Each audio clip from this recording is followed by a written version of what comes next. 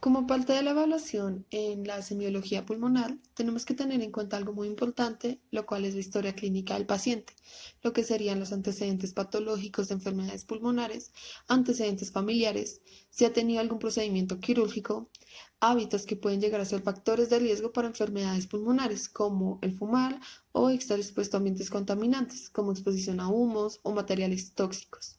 También si es una persona sedentaria o realiza actividad física regularmente. Si es así, cuántas veces por semana y qué tipo de actividad física realiza. Y si ha presentado síntomas como fatiga, disnea, entre otros. Y también observar la coloración del paciente. Entonces, si hay presencia de cianosis o algún cambio en la coloración normal del usuario. Y categorizarlo si es central o periférico. También es importante evaluar los valores de saturación de oxígeno mediante un oxímetro, en donde pues tener en cuenta que el valor normal es mayor de 90%.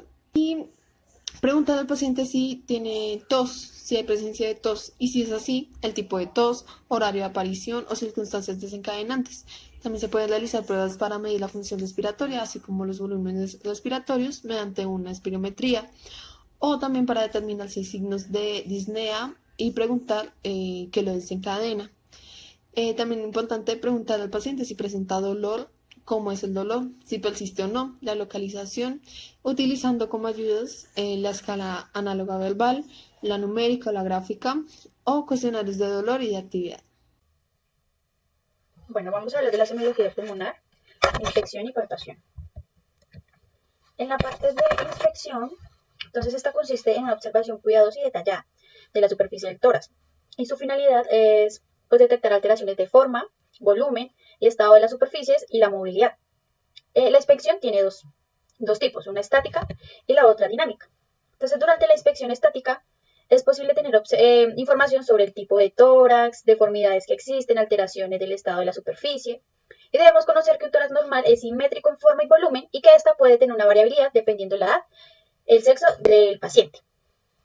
Entonces, aquí en la cara anterior del tórax, pues debemos mirar todo esto por medio de la postura, lo que ya sabemos realizar.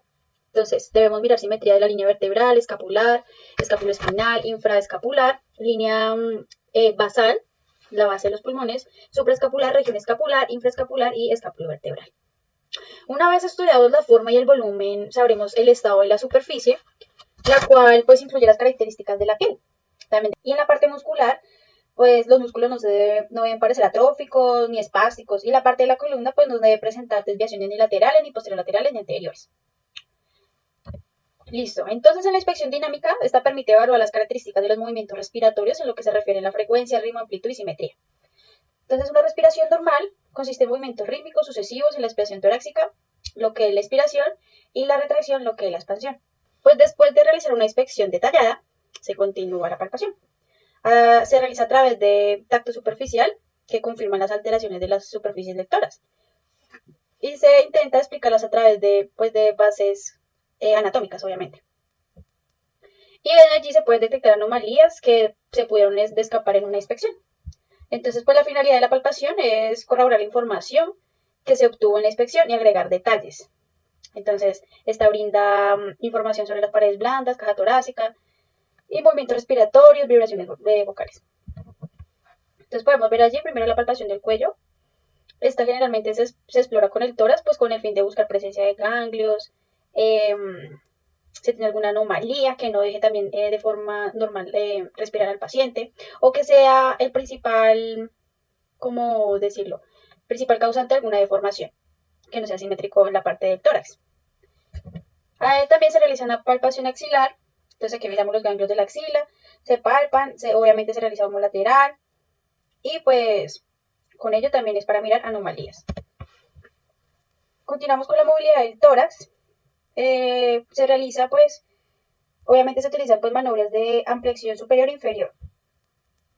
Entonces pues, de la ampliación superior, las manos deben estar sobre los huecos supraclaviculares, los pulgares tocando las apófisis espinosas y los dedos medio del índice y sobre la clavícula. Las manos del explorador se deben colocar pues con suavidad, sin realizar presión, para permitir el movimiento libre del tórax. En la ampliación inferior, Se colocan las manos de forma simétrica a nivel de la línea infraescapular, los pulgares son más separados de la columna vertebral. Esta nos permite precisar la amplitud del movimiento respiratorio en dirección anteroposterior de cada hemitórax. Entonces también se debe colocar las manos en la cara anterior y la otra en cara posterior. Y con esto, pues se le pide al paciente que inspire y expire profundo. Y pues debemos notar cómo se debe expandir simultáneamente el tórax y pues la amplitud de ambas fases respiratorias. También tenemos que, por medio de la palpación, mirar la transmisión de vibraciones vocales. Entonces esta pues se transmite durante el habla, a través de los bronquios, pleura, pared torácica. Entonces esta se percibe pues con la sensibilidad táctil de la mano y pues se le pide al paciente que pronuncie una vocal, la U, la O, con un sonido prolongado. Entonces con esto, con el fin es para palpar la región infraclavicular, donde pues ahí debemos notar las vibraciones vocales. Esta debe ser una exploración de forma sistemática y siempre comparativa del lado contralateral. Existen muchos tipos de respiraciones y se pueden entrenar de muchas maneras, pero destacamos la respiración abdominal, la torácica y la paradójica, ya que son los patrones más comunes de respiración. Pueden existir combinaciones de estos y patrones respiratorios.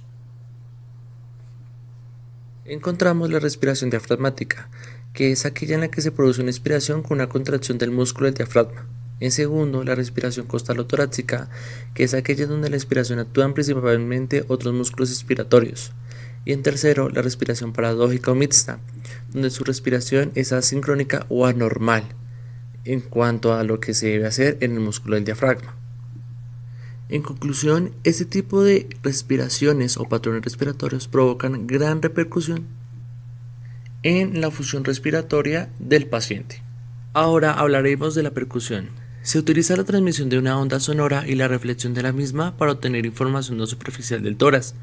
Su finalidad es determinar la naturaleza de la alteración y ubicar la profundidad de la lesión.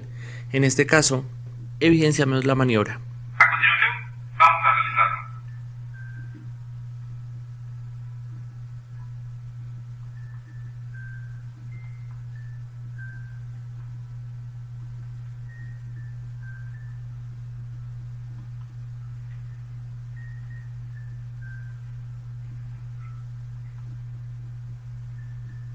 Como se evidencia, consiste en golpear suavemente la superficie del tórax, identificando alteraciones en el pulmón.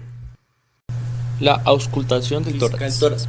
Esta se realiza con el estetoscopio, el cual es una herramienta muy útil para estudiar las características del sonido respiratorio y poder así clasificarlo en normal y anormal. La auscultación se debe realizar en forma sistemática y comparativa. Para ello es necesario recordar las líneas y las regiones del tórax. La auscultación se inicia en la región supraescapular izquierda y a partir de este punto se sigue una consecuencia descendente por las regiones intraescapulares e infraescapulares, e incluso las axilares. Siempre se deberá hacer de forma comparativa y del mismo nivel de localización entre el lado derecho y el lado izquierdo. La cara anterior y la cara posterior del tórax será comprendida por los diferentes sitios y así obviamente identificar lo anterior de lo posterior. Los sonidos respiratorios normales. El ruido respiratorio normal que se ausculta está compuesto por dos componentes, el laringotraqueal, también denominado soplo quiótico, y el murmullo vesicular, y de esos salen 4 sonidos respiratorios normales. El primero, el ruido traqueal. Es un sonido normal que se genera a nivel de la tráquea y se ausculta durante toda la inspiración y la expiración. El segundo, ruido murmullo vesicular o pulmonar, es un ruido de baja frecuencia e intensidad y corresponde al sonido que logra llegar a la pared torácica. Se ausculta durante toda la inspiración y la primera mitad de la expiración. El tercero es el ruido traqueobronquial, es parecido al ruido traqueal pero menos intenso y se ausculta por delante a nivel del primer y segundo espacio intercostal, detrás de la región interescapular. Y por último, la transmisión de la voz corresponde a lo que se ausculta en la superficie del tórax de palabras que pronuncia el paciente. Los ruidos respiratorios anormales. A continuación, escucharemos en específico cada ruido y su característica. Los estertores son ruidos chasqueantes, burbujeantes o estrepitosos en el pulmón. Se cree que ocurren cuando el aire abre los espacios aéreos y cerrados. A continuación el ruido.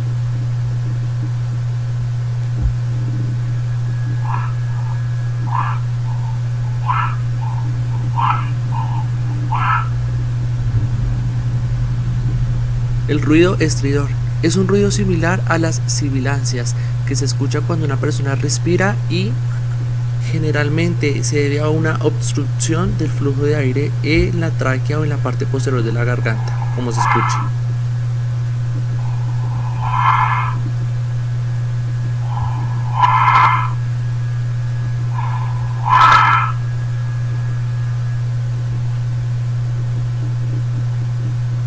El roncus son ruidos que parecen ronquidos y ocurren cuando el aire queda obstruido o se vuelve áspero a través de las grandes vías respiratorias, como se escucha a continuación.